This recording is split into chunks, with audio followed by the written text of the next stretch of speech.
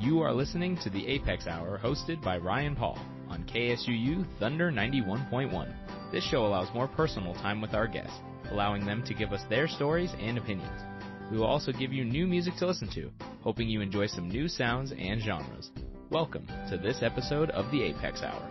Welcome to the Apex Radio Hour. I'm producer Lauren Bird, and I'm here today with Director of Apex and Professor of History Ryan Paul, and our special guests Joan and Loki Mullholland. I'll turn it over to you, Ryan.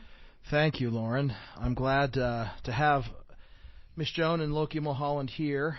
Just as a reminder, for those of you who weren't here today, I will talk to you a little about Joan Mulholland. Her Freedom Rider mugshot has been called one of the most iconic in American history. By the time she was 23 years old, Miss Mulholland has participated in over 50 sit-ins and demonstrations, including the Freedom Rides, the Jackson-Woolworth sit-in, the March on Washington, the Meredith March, and the Selma to Montgomery March. Her path is crossed with some of the biggest names in the civil rights movement: Martin Luther King Jr., Medgar Evers, Fannie Lou Hamer, John Lewis, Diane Nash, and Julian Bond, to name just a few. And Bayard Rustin. And Bayard Rustin, yep. So her son, Loki Mullholland, is an Emmy Award-winning filmmaker. He's an actor. He's an activist. His work is... What's that? Actor. No, yeah. No, actor. Icon. You know, where am I at? Not icon. Author. Author and activist. Sorry. And his works received 40 Telly Awards, and his films on race and social justice issues have won 20 Best Documentary Awards. Well, as my son, he was an actor. He acted up. There you go. He acted up. Okay, Mom. So he's the author of multiple books, including the children's picture book, beautifully written and illustrated, She Stood for Freedom, and a book called Get Back to the Counter. His films have appeared on Showtime, PBS, and Amazon, where The Uncomfortable Truth has been viewed over 3 million times. So thank you both for coming to Cedar City and being a part of our Apex lecture series. And I always want to start with a question, and the question kind of is, and this, I think, primarily first we'll start with Joan, and Loki is going to participate, obviously, very well in helping us in this conversation. He'll correct his mother. Correct his mother. I always like to talk about how we get to now. So just tell me first about where you were born, your childhood, and what led you to this idea of activism. Well, I was born in Washington, D.C. I say where I grew up in Arlington, just across the Potomac River from D.C. We weren't into hospitals then. We were into cattle barns and chicken coops. But when they brought me home from the hospital, it was to Arlington, Virginia. And I'm still there. So you were born in Arlington. I was born in Washington, D.C. Washington, D.C. And your parents are not from Washington, D.C. No, they came for Roosevelt's good government jobs during the Depression. So your mom, because I think this is an important point. Your mom is from where and your dad is from where? My mom is from rural Georgia and a product of her environment, segregationist. My dad is from a small town in southwest Iowa. And so these two folks meet and get married, and you are a product of that. And then tell me about the time when you first realized that social inequality existed. Well, I was about 10 years old, down in Georgia visiting Grandma, and my playmate of every summer and I snuck off and went where we weren't supposed to go, down the little dirt road at the end of town that went through the colored, that being the polite term then, the colored section of town. And I got the creeps. People saw these two little white girls coming, and this was before Emmett Till, and they just disappeared behind, probably to the outhouse, but behind their laundry or what have you.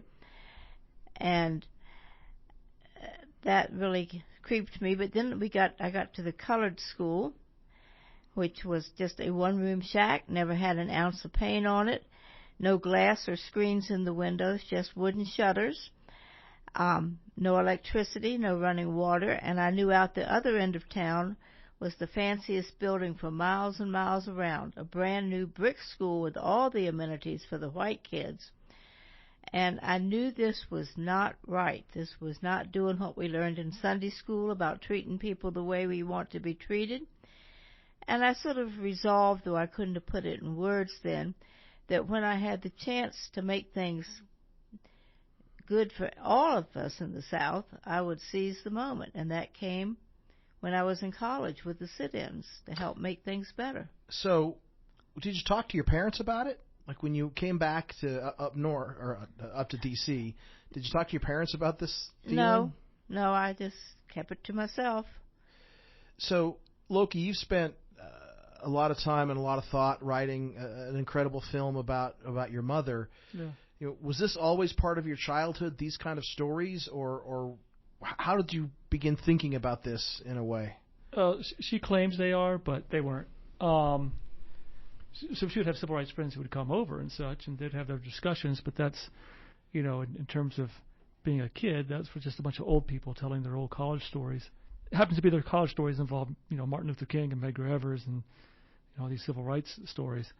But boring. Boring. And she had scrapbooks and things, the photographs and newspaper articles and You'd stuff. sneak off and get them out. I don't know why she says that, but because it's true. Okay. But anyways, so we knew, but like her, there's a couple of photographs, particularly from sit-ins. The Freedom Ride mugshot that didn't show up for years, but you'd see those images. But that's just mom in college. So we all have photos of our parents back in college. Mine just happened to be in textbooks. If you Google the sit-in, just put sit-in or Jackson sit-in, Woolworth sit-in, yeah. Probably the most famous sit-in photo is a picture of Miss Joan, and she's turning away from the camera, and some kid is dumping sugar, I think is what you said. Like I wasn't sweet enough already, dumping it on my head. Yeah. So the other question I always like to ask for you, and I'll ask you, Loki, the same question, is that as you're growing up, what is the first thing that you remember that you wanted to be when you grew up?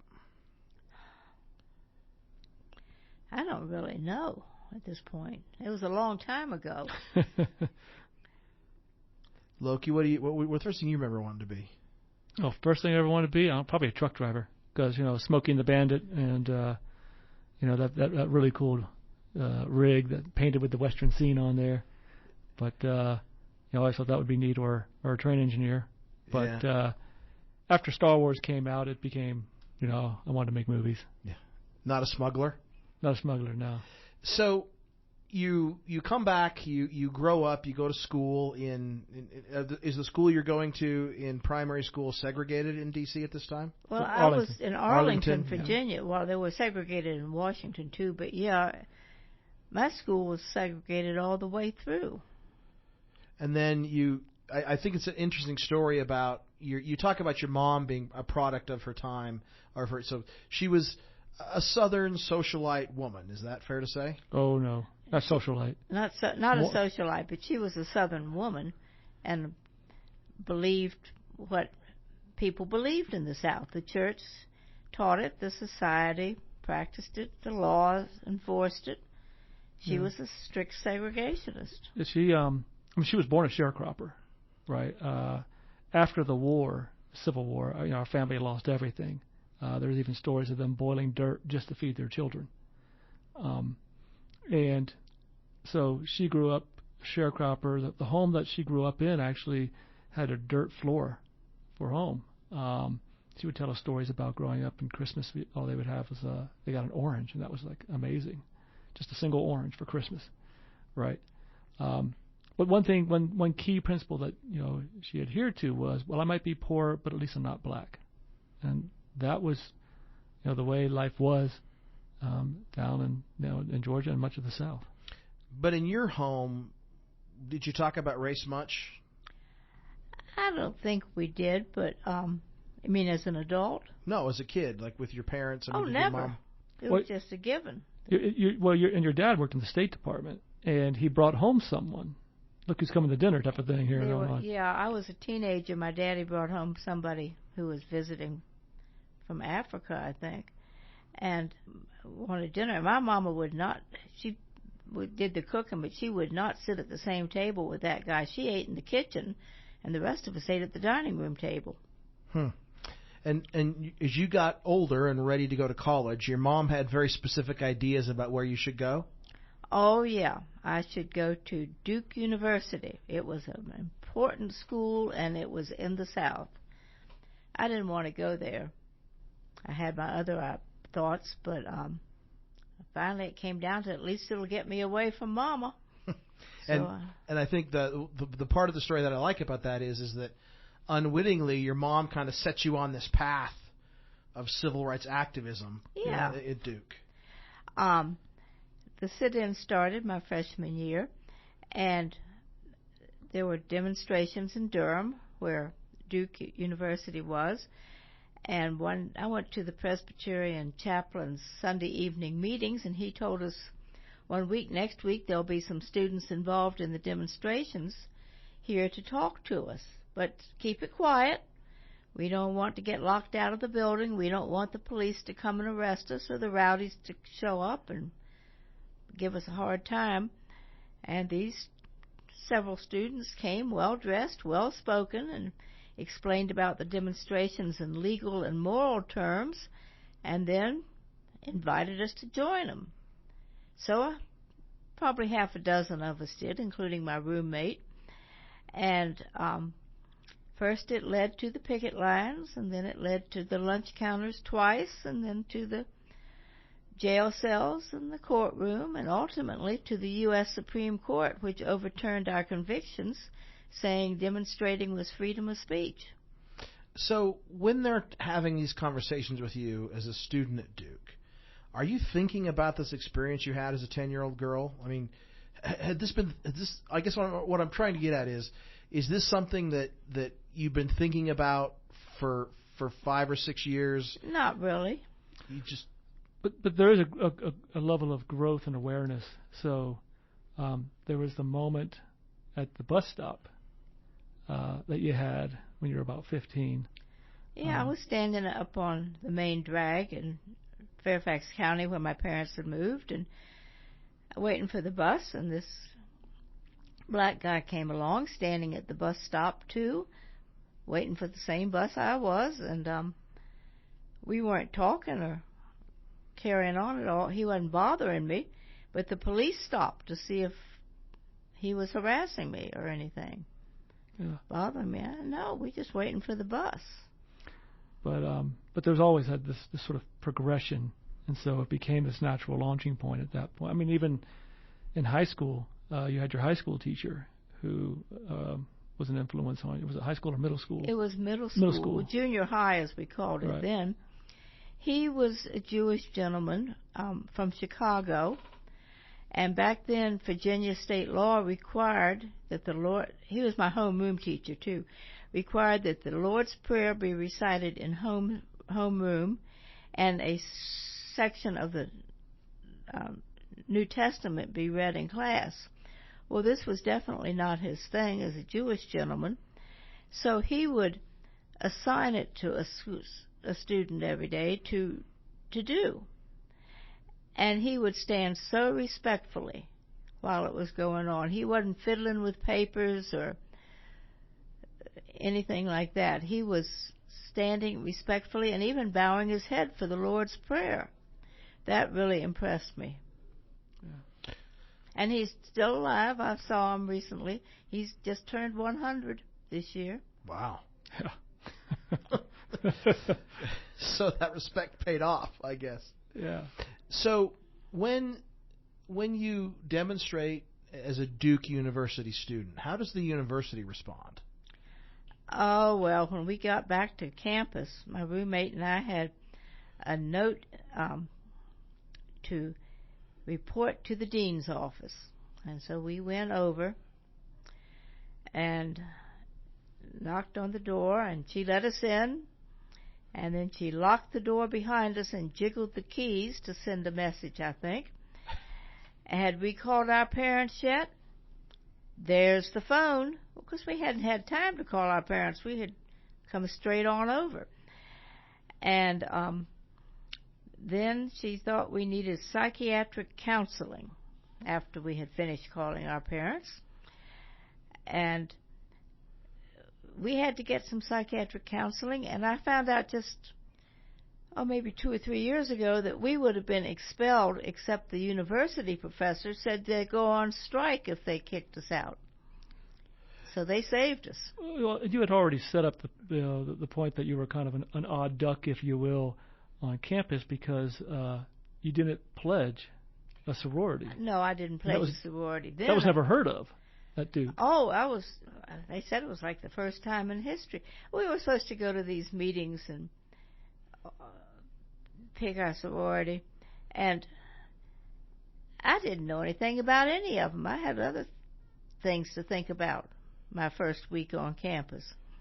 I did join a sorority later when I went to Tougaloo College, but I was there more than a week before I pledged, and I joined Delta Sigma Theta. So when the Duke University person makes you call your parents, and what do your parents say? I don't really remember, but I think Mama was totally horrified.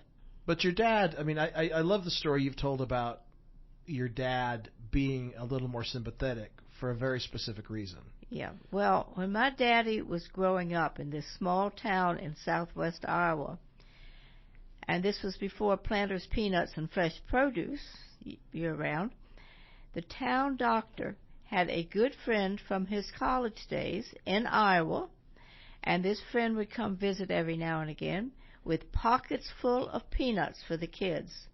I mean, you couldn't just go to the store and buy peanuts back then, and that doctor's friend would just throw those peanuts out in the grass for the kids to have a scavenger hunt for those peanuts. He became a hero to every kid in that little town. And guess what his name was? George Washington Carver. So if you grow up with George Washington Carver as your childhood hero, you're not prejudiced. Daddy totally supported our goals, but he didn't like me being in the demonstrations because he was afraid his darling little girl might get seriously injured. So after this experience at Duke, how long do you stay there? I've stayed the whole year and got my credit hours, and I split. And then you, just to be sure that you had the credit at Duke. Mm-hmm. That's why you stayed the whole year. Yeah. And where did you go from there? I was out of school for a year, and then I decided I really wanted to go back and get a better job if you got a college education, don't you know? So, Charlene Hunter and Hamilton Holmes that year entered the University of Georgia under court order, met with riots and tear gas and police cars taking them off campus twice. And I thought, this is not integration, just a couple of colored kids going through all this.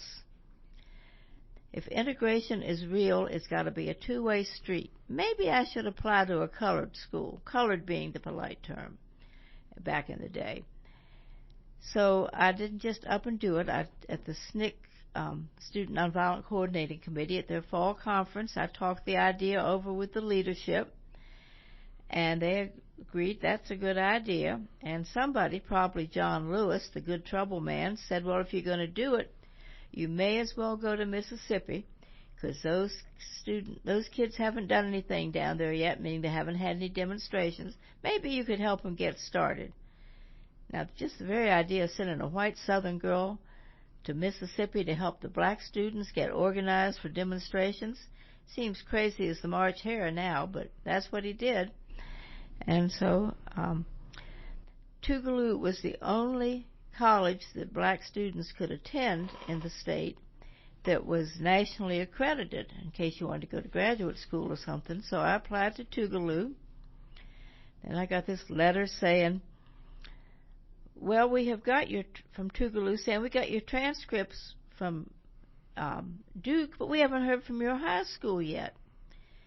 So I called my high school, and they said, well, we're not sending your transcripts to that school. Well, I knew what they meant by that school, so I called Tougaloo and told them, And they understood what it meant, too. So they said, well, we'll accept you on your Duke transcripts. So I got to Tougaloo, and we'll fast forward, about 62 years. And my son has me on a podcast with the superintendent of Alexandria City Schools, which Alexandria is right next to Arlington. And we were talking civil rights, and my boy says, tell him about your transcript. So I did. And he said, oh, I'll talk to my friend who's the superintendent of the Fairfax County Schools. I'll get your transcript sent. So 62 and a half years late, my transcripts from Annandale High arrived at Tougaloo. And I think the most miraculous thing about that story is they still had your transcript 62 years later. They had to go back in the old files. So, Loki, as you're putting this story together in a film or in a script and thinking about this in ways to share this with the world, how is this piecing together with other people? Are you able to contact people that your mom knew, or? Yeah. We had this unique opportunity that in 2011, which was the 50th anniversary of the Freedom Rise, and so I knew, well, we needed to be there, and it was going to be in Jackson, Mississippi, and so while we were there, we took the opportunity to be able to, just even ask, would they be willing to do some interviews? I think we did some there as well, but that's when it really kind of started to click even more so, because every time I'd ask someone, would they be willing? I'm doing a film about my mother, and would you be willing to participate? And they said, oh, for Joan, anything. Like, well, that's kind of an odd thing to say, right? And so we started piecing these different stories along the way, these narratives that go along with my mom's story, because she's kind of the Forrest Gump of civil rights, but just not by accident. But if you name an event or a person, she's probably connected in some fashion or knew them, right? And so it was really, I think one of the, Lou Von Brown, in An Ordinary Hero, he says this. My mom was the first white woman he ever trusted with his life, mind you, even though she almost got him killed a couple of times. But nonetheless, read the book. But he said, the difference is that she stayed. A lot of people came down to Mississippi, and that was the thing they did in the summer, and when school started, they left. But she stayed, and she kept coming back, and she was just committed to the cause, to do what was right, even if it wasn't easy. And that was just, really a profound thing to hear. And then I remember reaching out to the Birmingham Civil Rights Institute to get a permission to use a photograph. And sure enough, it was like, for Joan? Yeah, anything. I'm like, wow. Who is she? What does she do? Why is this so important to everybody? I understood in the context generally of civil rights, but why is her story so unique in that regards? And I think it's 60 plus years later, we can still see the reason why, because it was the same back then. That here was a white person willing to get involved, to step across these cultural norms and so forth, and and to actually care and to do something about it, and not just say, that's just too bad. Oh well. She said, this is wrong, and I'm going to do something about it. What inspires me about it as I read the book and thought about this and have been with you both for a couple days is this idea that it's not just about black or white, it's about humans. Mm-hmm. This is a human issue. Right. That humanity is the key thing, is the common denominator here. And I think at a young age, you recognize that. I think so, yeah, that we're all people and all equal in the eyes of the Almighty and that type of thing. And before we go to our first break, I think this is a fun little anecdote that you talked early on about the fact that you recollect, well, this isn't what I learned in Sunday school. So tell us about your Sunday school teacher. Well, now, my Sunday school teacher, I would sit with her and her husband every Sunday in church. And her husband's name was John Glenn. I reckon most of y'all have heard of John Glenn. If not, look him up. You can Google him. Yeah. I think one thing in particular, I asked my mom on some respects too. I said, well, look, a lot of people have read the same Bible verses, right? What makes you so different? She said, well, I actually just believed them. and then acted on it. She said we were just a bunch of hypocrites. We would say one thing in Sunday at church, but then how we lived our lives the rest of the week was very counter to the very things that we professed that we believed in. And it was reflected in how African Americans were treated. And I think that's so interesting that, how many of us live our lives in that kind of cognitive dissonance, right? Like, well, I'm willing to live in this kind of world, and Miss Joan, you just said, I want to be this kind of person that I should be, and took steps to make that happen. Yeah. True, yeah. So let's take our first break. For those of you who've listened to the show before, know that we ask our guests to choose some songs that mean something to them.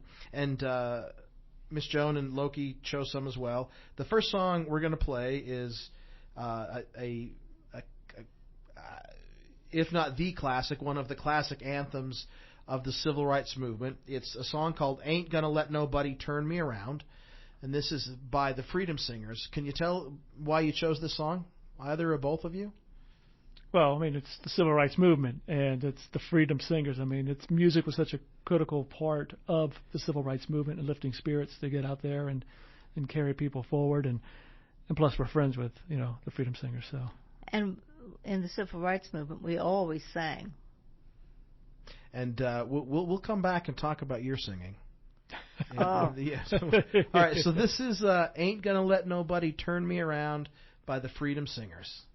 Ain't gonna let nobody, Lordy, turn me round, turn me round, turn me round. Ain't gonna let nobody, Lordy, turn me round. Keep on a-walking, Lordy, keep on a-talking, Lordy, marching up the freedom land. Ain't gonna let segregation, Lordy, turn me round, turn me round, turn me round. Ain't gonna let segregation, Lordy, turn me round. Keep on a-walking, yeah, keep on a-talking, yeah, marching up to freedom land. Ain't gonna let no jailhouse, Lordy, turn me round, turn me round, turn me round. Ain't gonna let no jailhouse turn me round. Keep on a-walking, Lord, keep on a-talking, Lord, marching up to freedom land. Ain't gonna let no nervous Nelly, Lord, turn me round, turn me round,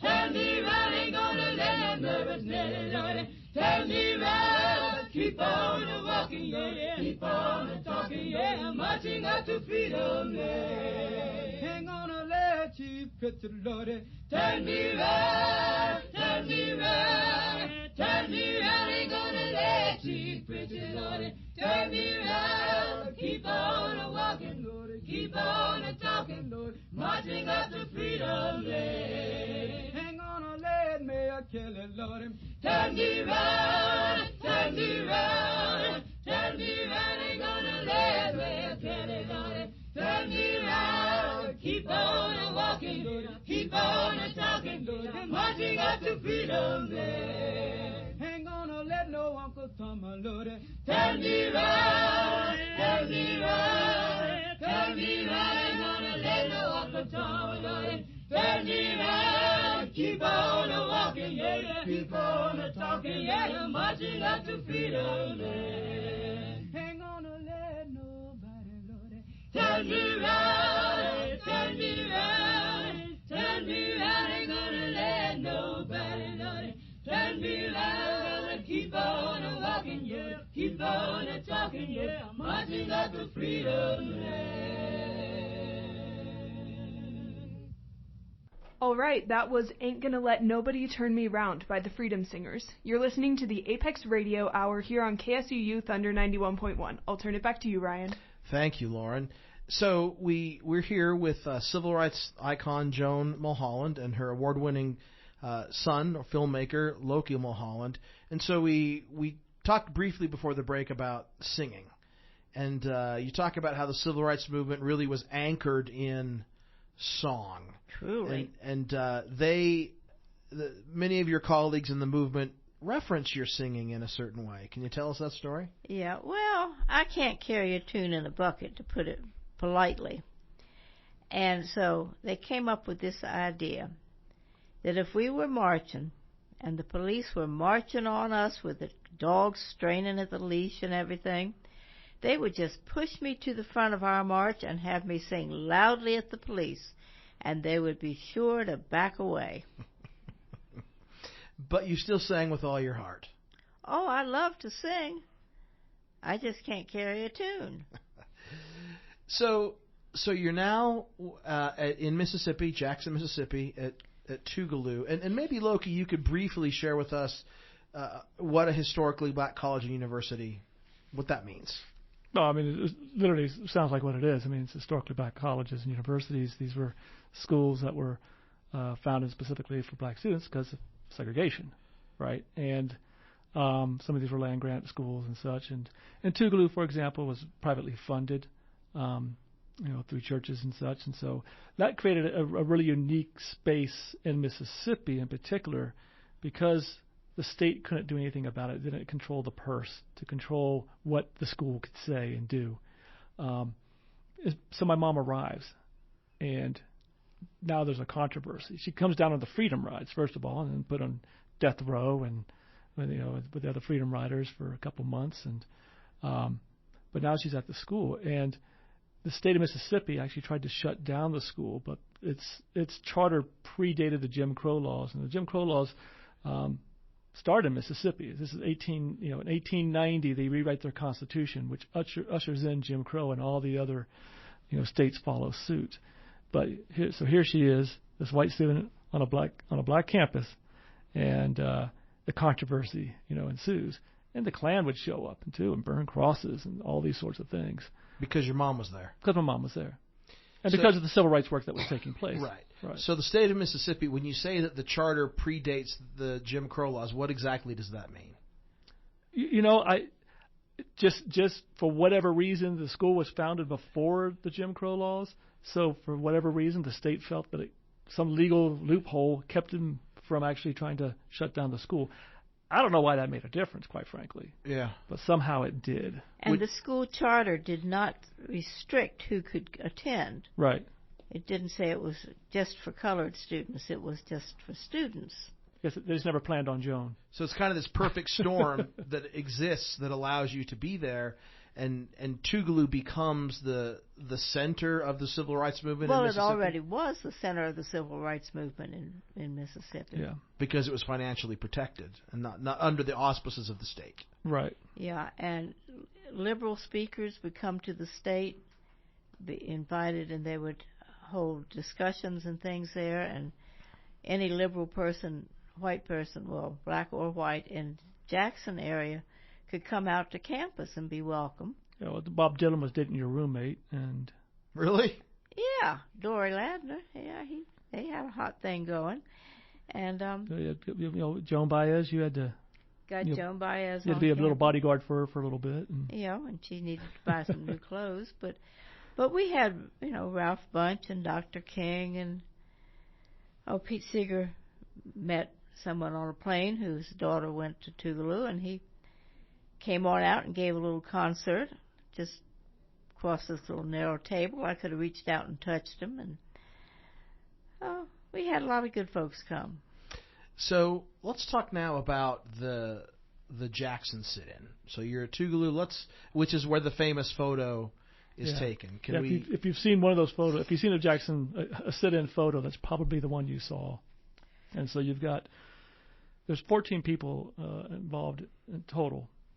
And but the lunch counter image shows 3 people sitting at the counter. And it's the most used sit-in photo in the entire world.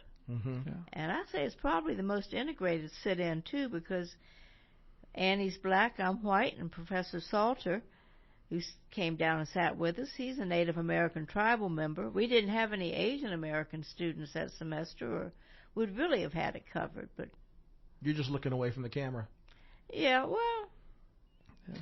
I'm talking with Annie. Loki, will you provide some context here about how that... Oh, go ahead. And I was going to provide some additional context. So, because this goes back to the 1960 and February 1st with the A&T 4, and their sit-in in Greensboro, where the next ones that follow are in Durham.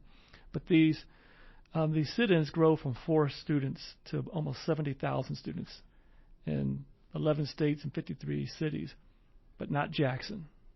Jackson's not until 1963 when it comes to the lunch counter sit-ins. Now, the Tougaloo 9 had sat in 61 at the worked to integrate the city library in 61, but the actual lunch counter sit-ins. And so we always talk about that as well in respects of going, when you think about the activities you're doing, and Greensboro didn't integrate Jackson. Jackson had to integrate Jackson. And so when you're doing that work, you need to always look local. That's where your greatest impact's going to be. And so they went and it was well planned out. They had a couple of different pickets on the street and stuff to create a diversion so that the 3 black Mississippians, so that way it wasn't outside agitators coming down, from the north or wherever to stir up trouble. These were 3 black students who sat down at the lunch counter, and then all hell breaks loose. And very quickly, we talked about that Mississippi hadn't done anything, but there's also a real reason why that is.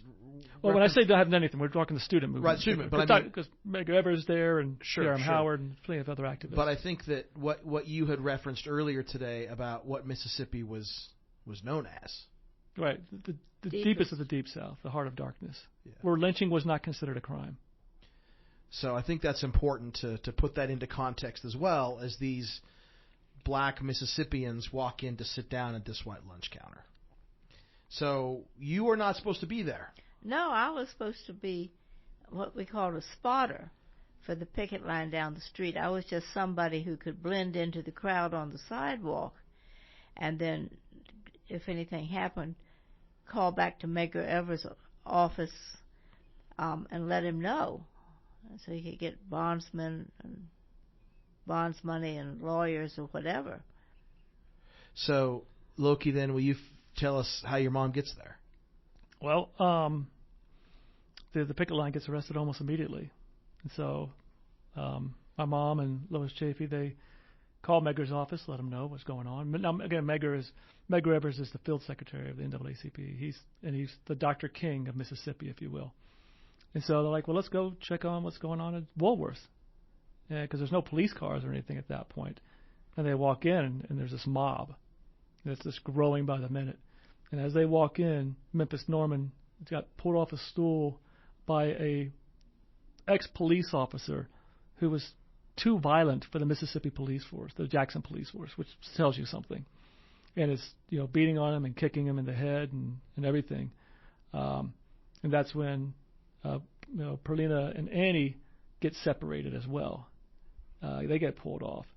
And so Annie gets back to her seat. Perlina's further down. My mom sits down with Annie. Lois Chafee sits down with Perlina.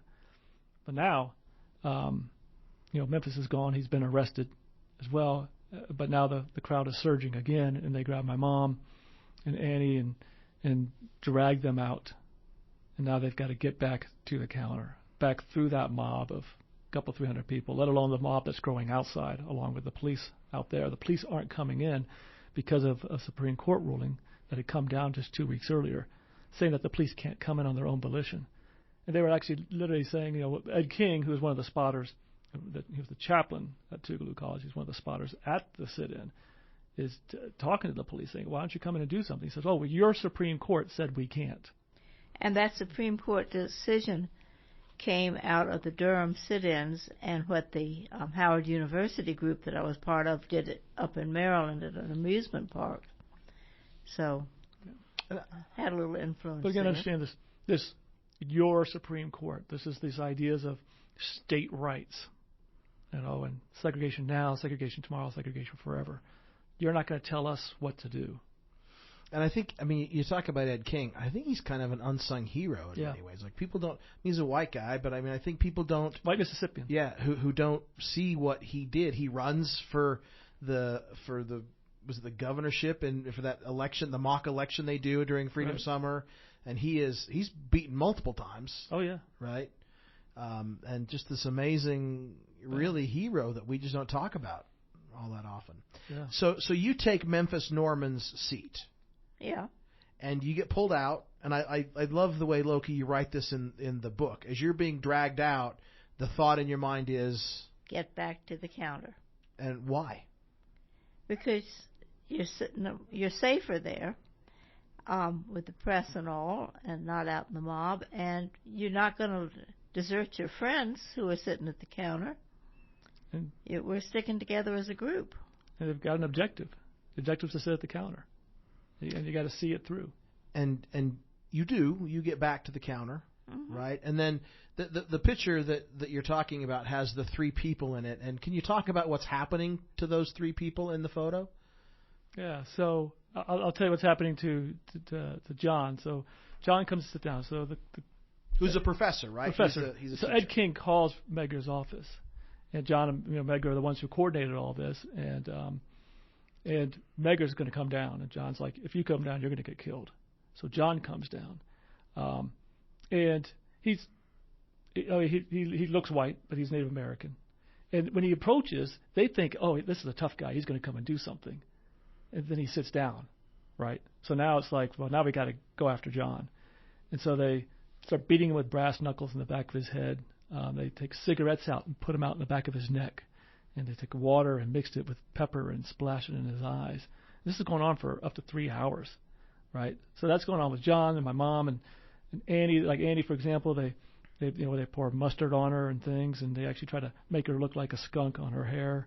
My mom, in the photograph, they're pouring sugar on her head at that point. But they're just tearing this place apart. And then the press that was there, they had already broken, the first cameraman's camera. They broke that and everything, and he so was knocked to the floor. Right. And then Fred Blackwell, the second unit, the guy comes, and he gets up on the counter. Second unit guy meaning, what does that mean? Just the camera guy. Okay, yeah. And when he came in, he recognized some of the students. He'd gone to the same high school just maybe 3 years before. I say he probably dated their older sisters. And his sympathies were with the crowd. But after watching the crowd for 3 hours, his sympathies shifted. And what did he say? He supported us. I found this out years later. So he gets on the counter. He's standing on the counter. He's got one leg on the counter, the other one straddling the other side. He could be knocked down at any point. And they always went after the cameramen first, the reporters first, because they're the ones who are taking the risk to share this with the world. But he takes that photo, and there's a story, Mom, of a student that came to you years later that told you about that photo. They went at a rival high school. Yeah, they'd seen that photo in the newspaper, and they went from supporting segregation to supporting the demonstrators. Yeah. Just that's the power of the press. I think it's interesting as you look at that photo, obviously the three of you, but who are these people that are doing this? The high school kids. High school is just a couple blocks away, and it's exam week. If they have good grades, upperclassmen, they can come uptown and get lunch. And this was before the fast food joints, except this is their big day out, and they can't get lunch because the counter is closed with us sitting there. So they are not happy. But the adults, like the local bootlegger and such, are egging them on. Let the kids do the dirty work because they're probably not going to get arrested, right? Right. At least white kids win it. But these kids are again a product of their environment. And I remember both my mom and John Salter had said they empathized with those who attacked them. They didn't agree with them, but they understood where they were coming from in regards of here are these individuals challenging everything that they were taught was the proper way of life, and they're interrupting this. And so it's I can understand how you could feel that way. I don't agree with you, but and to me that also takes a lot of courage as well to be able to go beyond those to go. It's a different level, if you will, when you're looking at people that way and not just branding them. Oh well, you're a bunch of racists, right? It's no, there's something more to these individuals. We're not just like Chewbacca here, the cardboard cutouts, right? I'm here in the studio. We got the Chewbacca right behind me, the cardboard cutout. But we're not just cardboard cutouts. We're a lot more dynamic than that. Yeah, there's an interesting book that in my work that speaks to what you're talking about. It's called There Goes My Everything, and it's about the white Mississippians and the civil rights movement and this idea of what they're thinking, right? That their whole worldview is being challenged. And I think this photo is so interesting because you're on the left. You have obviously an older guy, which you told me was the local bootlegger, who has this almost Cheshire cat-like grin as he's watching these high school kids just ripping you guys apart. And there's another guy in the photo in the back with sunglasses on. The only guy with sunglasses on. Yes. Talk about that fella. Yeah, it's the FBI. They were notorious for taking copious notes. Now, I was actually in Utah, up north of Salt Lake, shooting a commercial, and the client had an accent. I could tell he's from the South. Where are you from? Mississippi. And one of the crew members said, well, why don't you show him the photo? So I'm like, my mom, of course, right? So my mom went to Tougaloo College, and I showed him the photo, and I said, so who do you think the guys are with the sunglasses? He starts naming them. Really? Because his dad was the head of the FBI for Jackson, Mississippi. And so he says, what you're seeing is actually the diversion. Those guys in the sunglasses are the obvious ones. There's actually other agents in there that didn't have sunglasses. He knew him by name because they'd be over for dinner at his house when he was growing up. And I think it's important to note, what are they taking notes on? Just what's taking place. I mean, there was a joke amongst the movement folks that if you didn't know where you were just during the movement, just ask the FBI. They can tell you. Yeah, they weren't taking notes on the people perpetrating the violence. Right. They're taking notes on the activists. That's what Hoover's most interested in. Yeah. So let's take our next break. I think this is a good spot to take a break. This is a song that I love, and I'm so glad you chose it because it's so important in my mind. This is called Lift Every Voice and Sing. Mm-hmm. And the version that we've got is by Ray Charles. Can you tell us why you chose this version? Well, it's a black national anthem. Yeah. Yeah. I don't think a lot of people know that. Yeah. And you should stand up whenever you hear it, but we may stay seated today. Yeah, it was a little challenging getting you on that high chair, so we might want to keep you where you are. All right, so this is Lift Every Voice and Sing by Ray Charles. I got something in my bones, make me want to shout hallelujah. And I want to sing on.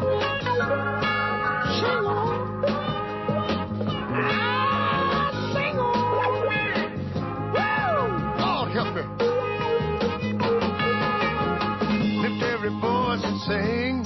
Tell every heaven ring.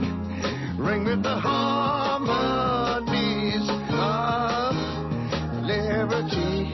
Let our rejoicing rise high as the listed skies. Let it resound up loud as the roaring sea.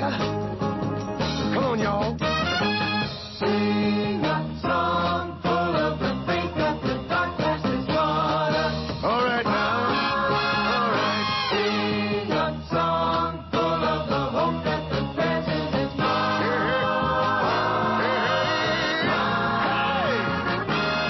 We sing a rising sun. The day begun, and let us march on till the victory's won. God of our weary years, God of our silent tears, thou who hast brought us thus far, along the way, thou who hast by thy might led us into the light and keep us forever. Oh, in the past we pray. One more time, y'all. Let our feet take them to places our God where we may be. My Lord, my God. Let our hearts drunk with the wine of the world we forget. Help me. Shall we keep thy hand? May we forever stand true to our God and true to our daily plan, facing the rising sun. A new day begun, and let us march on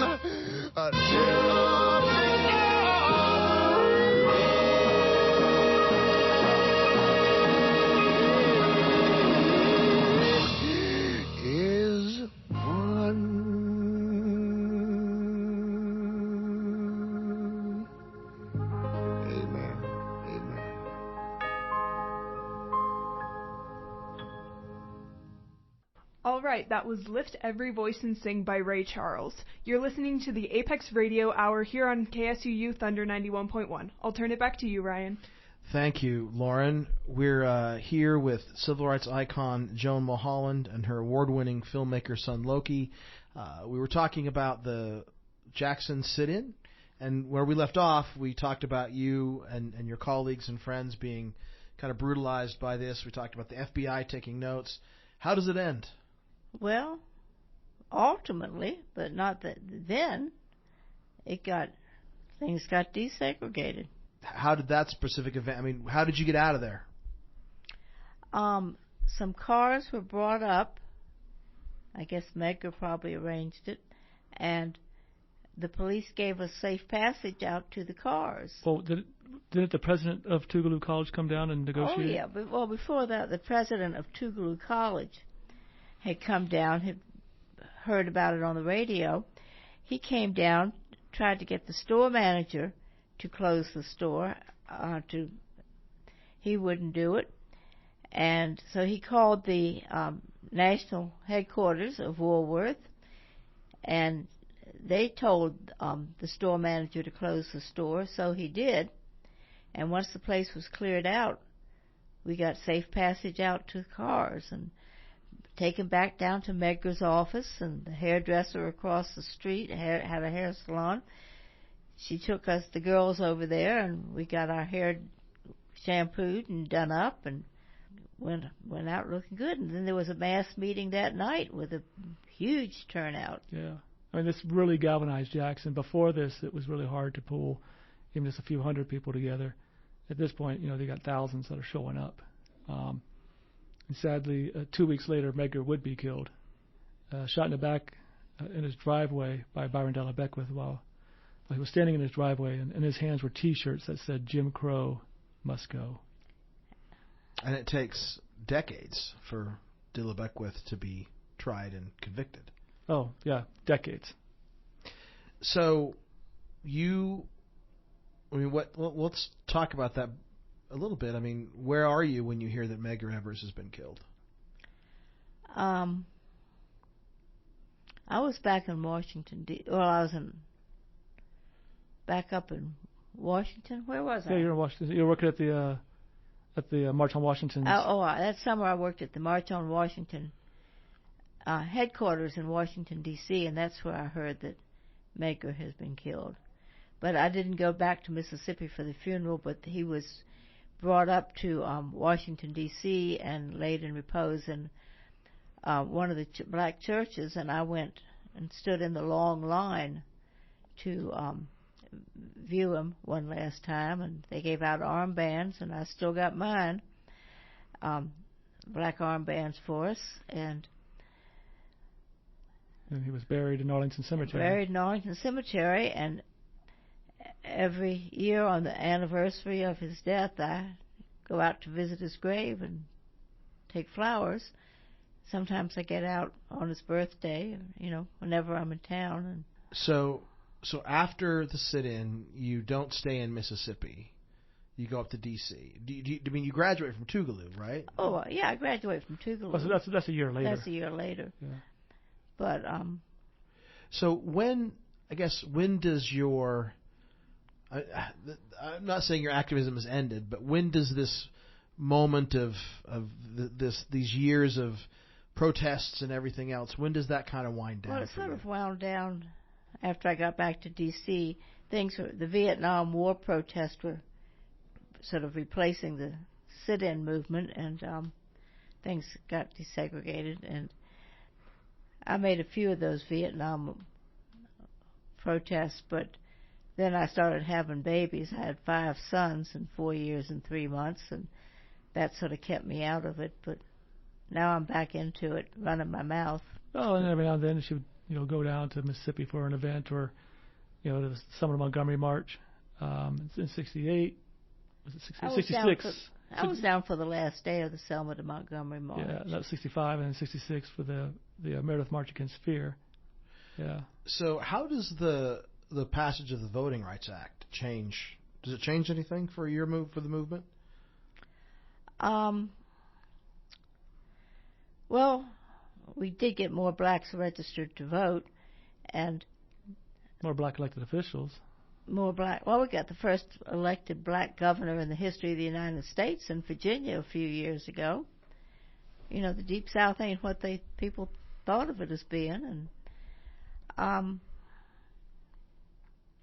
think it's made a big difference.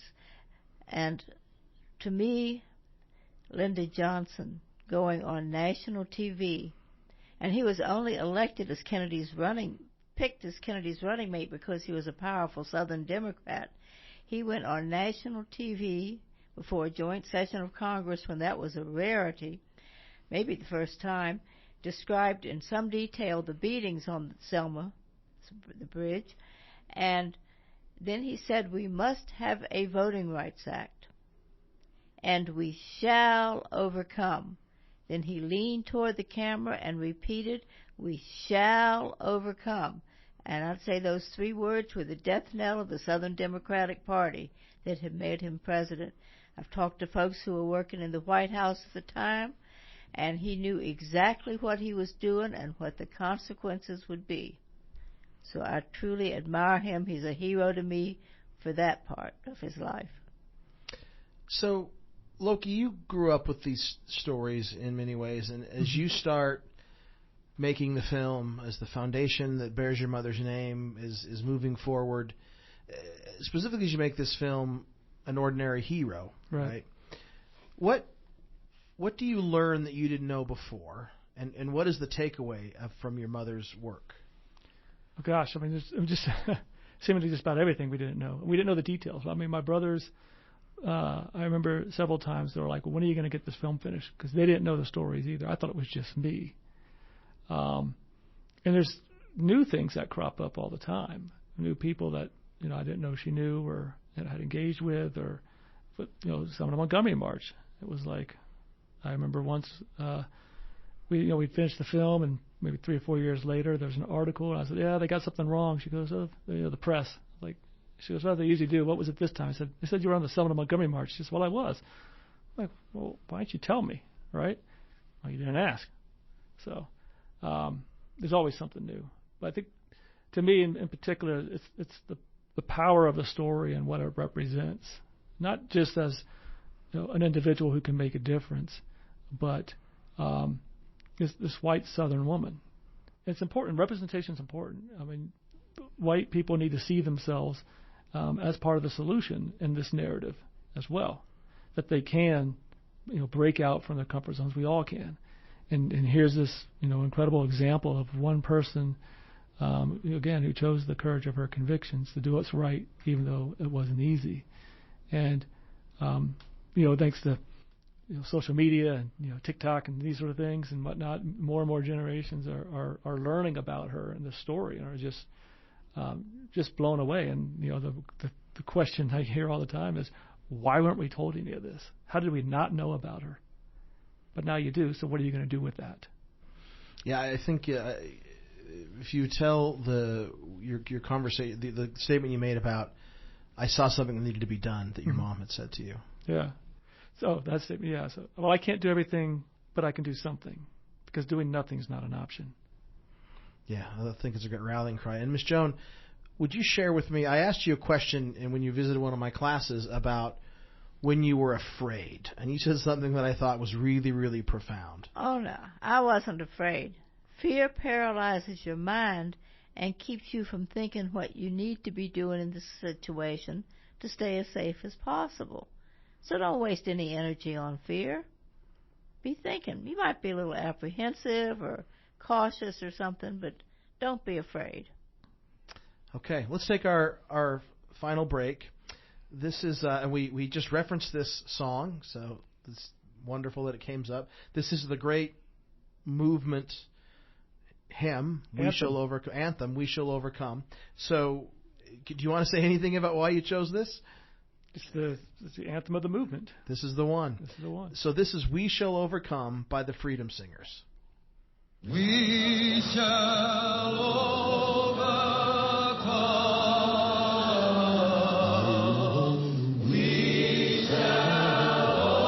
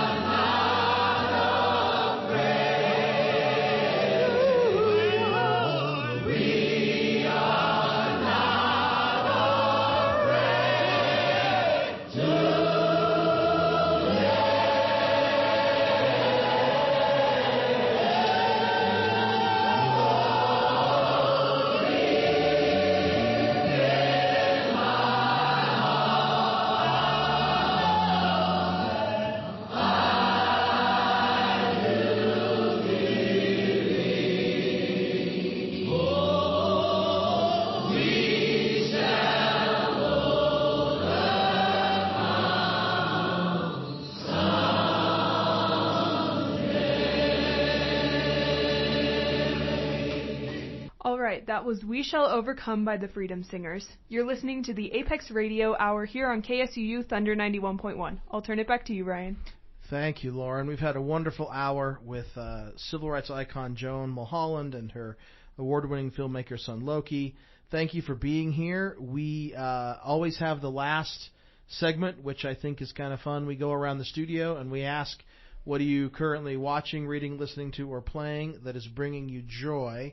So we'll start with you, Miss Joan. What are you currently watching, reading, listening to, or playing that is bringing you joy? Well, what I'm watching or listening to is the news on TV, and that is not bringing me joy. But what is bringing me joy is all the travel I'm able to do now that I'm not working. Wonderful. All right, Loki Mullholland, what are you currently watching, reading, listening to, or playing that is bringing you joy? Well, watching the Washington Commanders win, that always brings me joy. So it's been fun to do that. Getting back into football, of course, and then reading. I have a guilty pleasure read that I do when I travel, in particular, and that's Jack Reacher books. Uh-huh. So just to shut off my brain and just enjoy.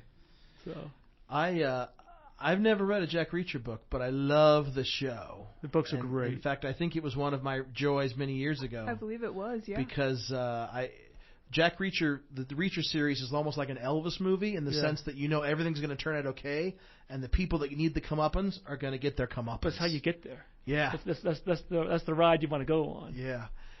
All right, that's Lee Child, right? Yeah. Writes those? Yeah. Cool. All right, Lauren Bird, what are you currently watching, reading, listening to, or playing that is bringing you joy?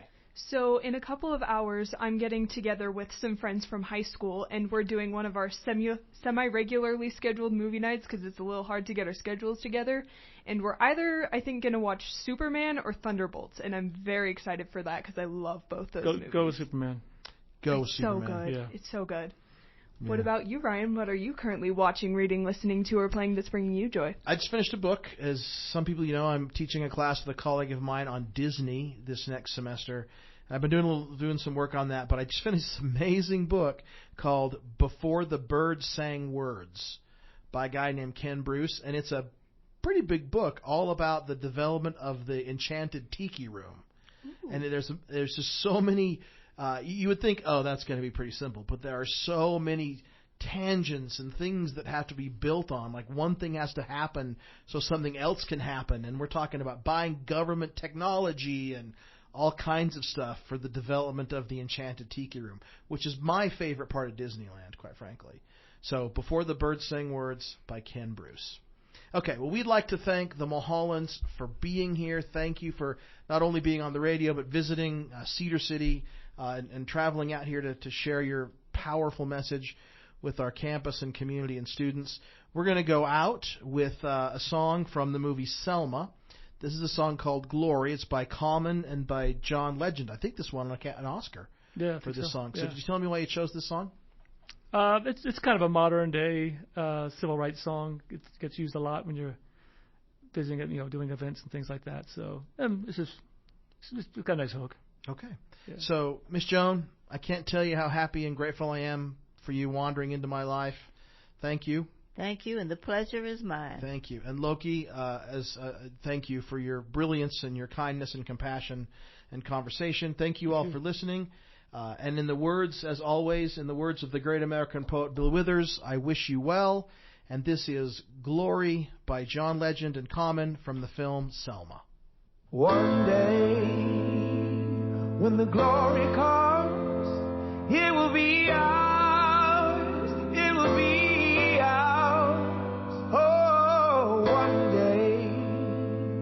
when the war is won, we will be sure, we will be sure. Oh, glory, glory, oh, glory, glory. Hands to the heavens, no man, no weapon formed against, yes, glory is destined. Everyday women and men become legends. Sins that go against our skin become blessings. The movement is a rhythm to us. Freedom is like religion to us. justice is juxtapositioning us. Justice for all just ain't specific enough. One son died, his spirit is revisiting us. True and living in us. Resistance is us. That's why Rosa sat on the bus. That's why we walk through Ferguson with our hands up. When it goes down, we woman and man up. They say stay down, and we stand up. Shots we on the ground, the camera panned up. King pointed to the mountaintop, and we ran up. One day, when the glory comes, it will be ours. It will be ours. Oh, one day, when the war is won, we will be sure. We will be sure. Oh, glory, glory, oh.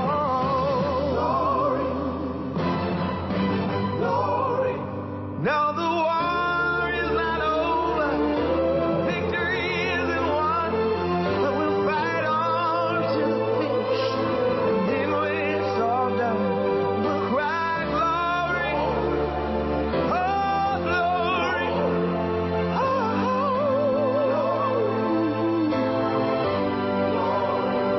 we'll cry glory, oh glory, oh.